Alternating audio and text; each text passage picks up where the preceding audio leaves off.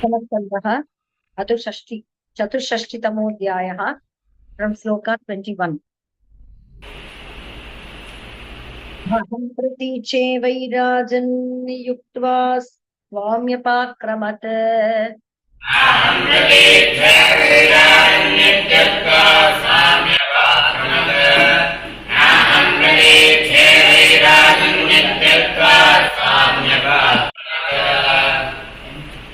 अन्यद्गवामप्ययुतम् इच्छामीत्यपरो ययो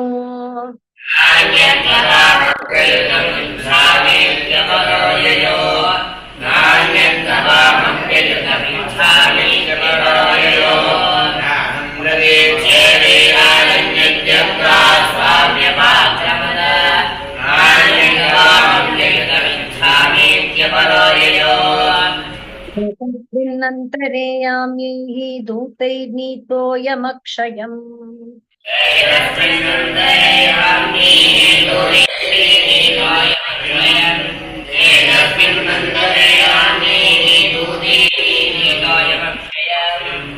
यतेन पृष्ट तत्राहं देवदेव जगत्पते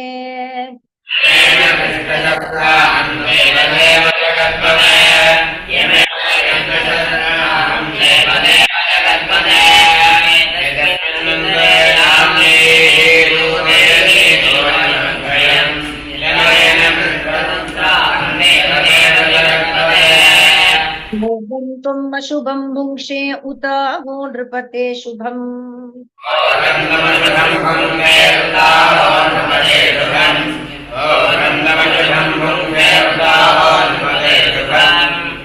मान्तं दानस्य धर्मस्य पश्ये लोकस्य भास्वतः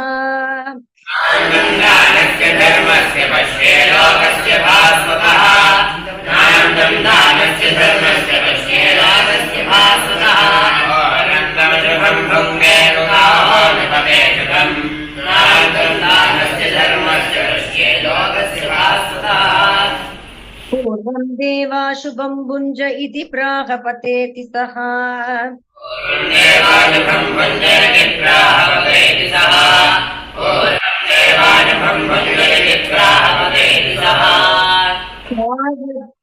तावद् अद्राक्षमात्मानं कृकला सम्पतन् प्रभो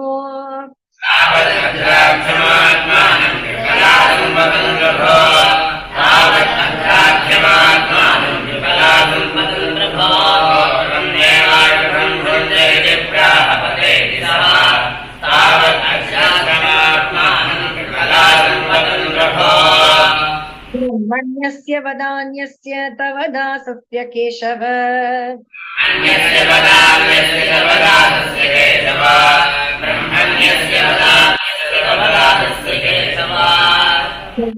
अद्यापि विध्वस्ता भवत् सन्दर्शनार्थिनः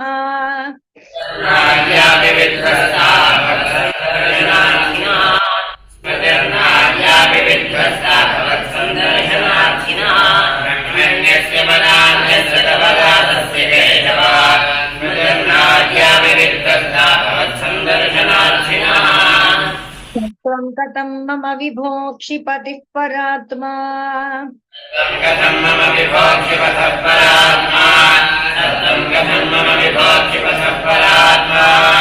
योगेश्वरेषु तिदृशामलहृद्विभाव्यः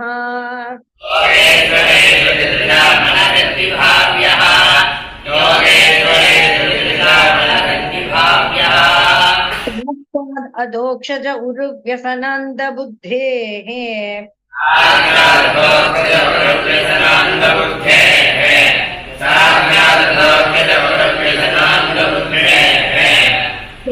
मे अनुदृश्यैक यस्य भवापवर्गः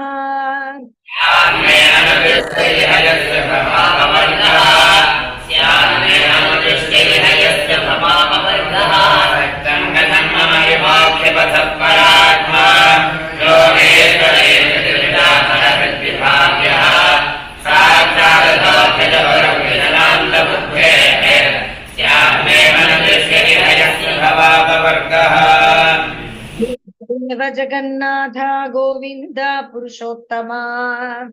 देवदेव जगन्नाथ गोविन्द पुरुषोत्तमा देवदेव जगन्नाथ गोविन्द पुरुषोत्तमा नारायण ऋषिकेश पुण्यश्लोकाच्युताव्यय नारायण ऋषिकेश पुण्यश्लोकाच्युताव्यय नारायण ऋषिकेश पुण्यश्लोकाच्युताव्यय देवदेव जगन्नाथ गोविन्द पुरुषोत्तमा नारायण ऋषिकेश पुण्यश्लोकाच्युताव्यय हि मां कृष्णायान्तं देवगतिं प्रभो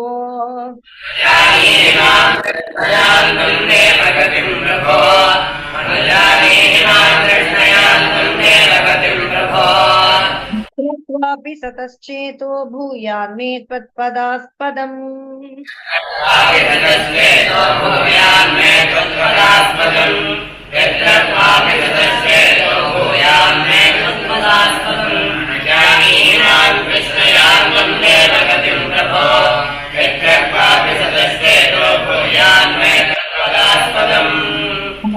सर्वभावाय ब्रह्मणेऽनन्तशक्तये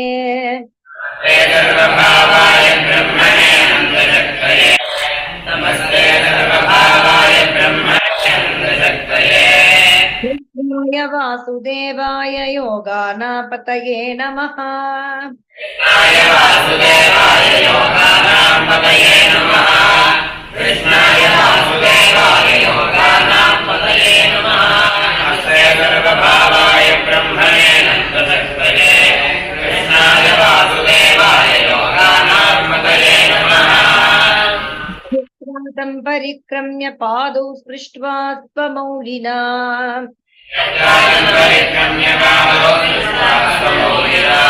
यत्रादं परिक्रम्य पादौ स्पृष्ट्वा स्वमौलिना तो विमानाग्यं मारुहत् पश्यतां नृणाम्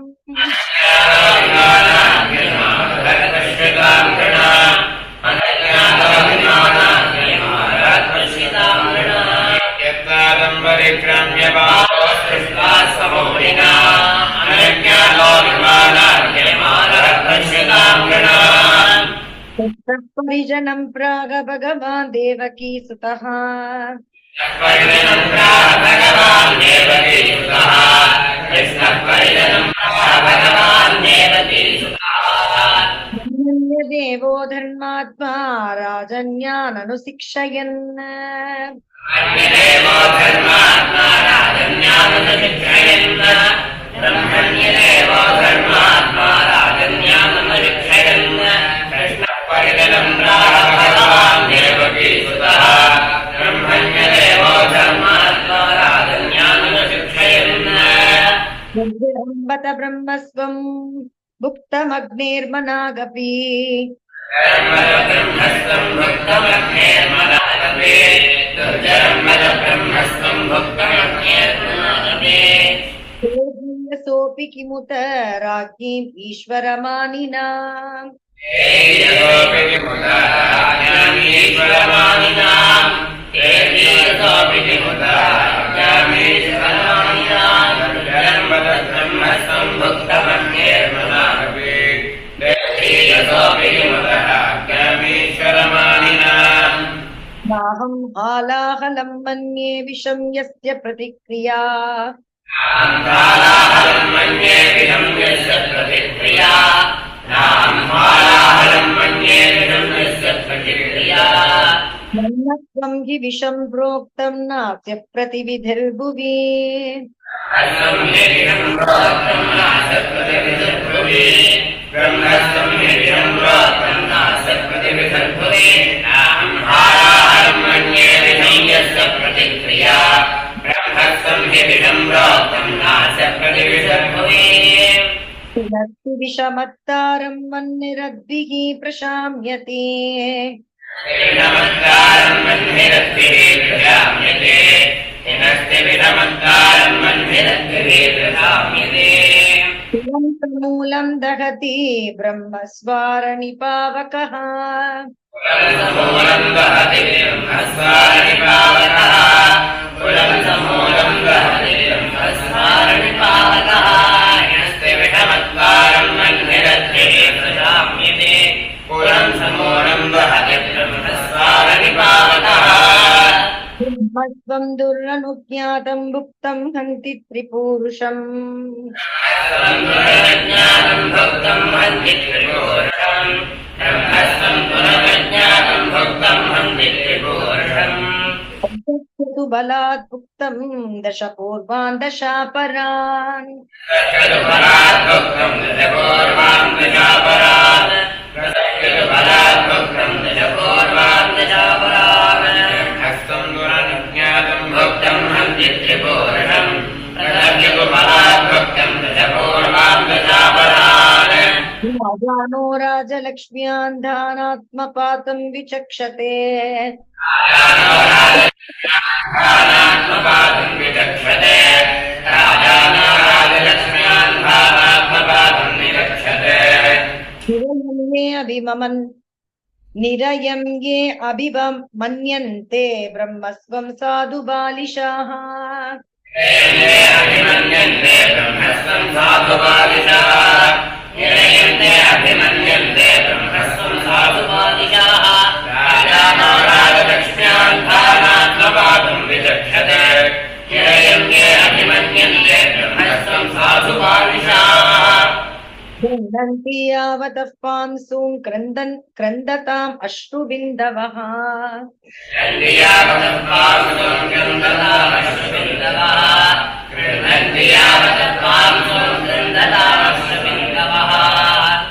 विप्राणां हृतवृत्तीनां वदान्यानां कुटुम्बिनाम्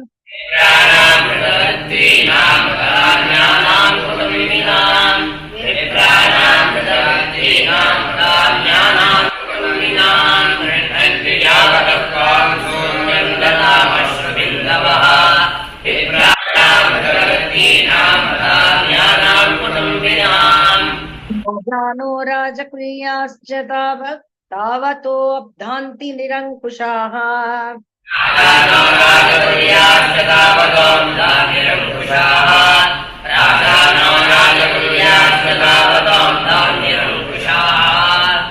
कुम्भीपाकेषु पच्यन्ते ब्रह्मदायापहारिणः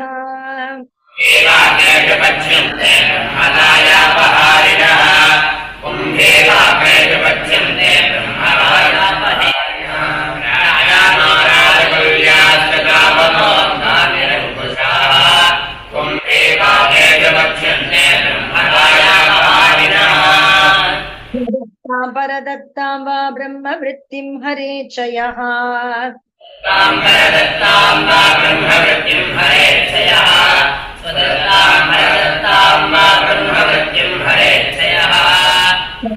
वर्षसहस्राणि निष्ठायां जायते कृमिः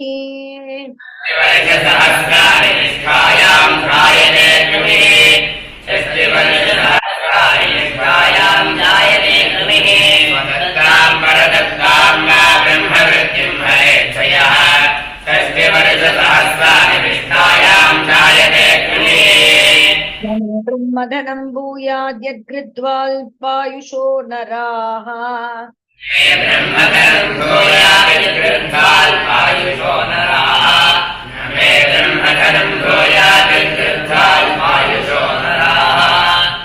राजिताच्युता राज्यात् भवन्ति उद्वेजिनो हयः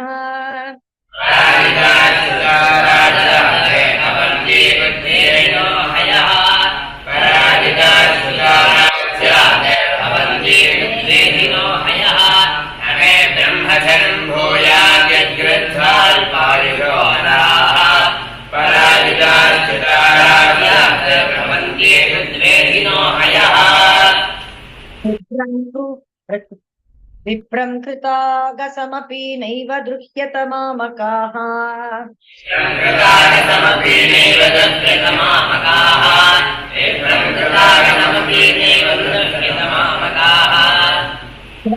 बहुशपन्तं वा नमस्कुरुत नित्यशः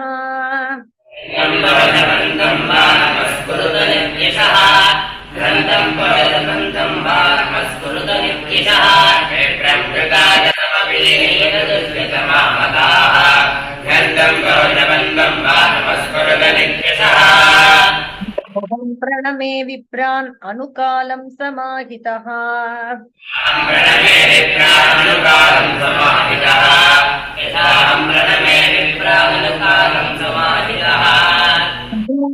यूयं च चोन्यता मे सदण्डभाक्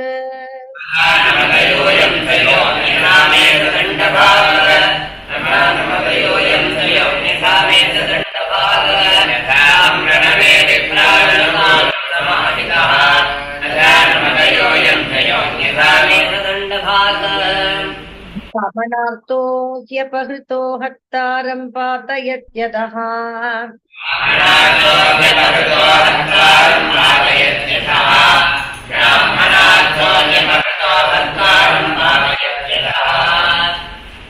अजानन्तमपि ह्येनं नृगं ब्राह्मणगौरिव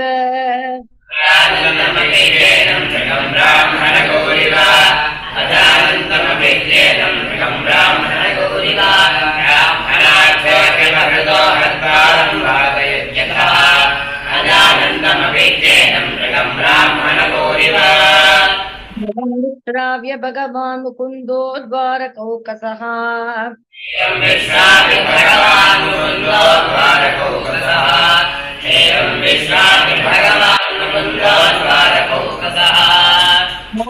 सर्वलोकानां विवेश निज मन्दिरम्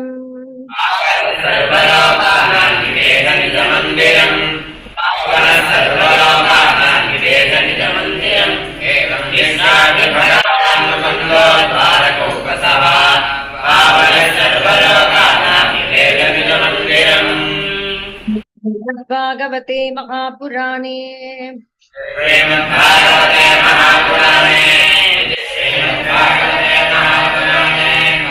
भागवतस्यां संहितायां दशमस्कन्धे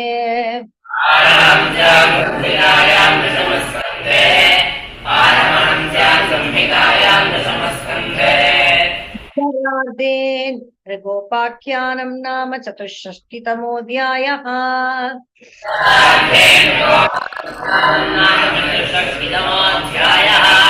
उत्तरार्धे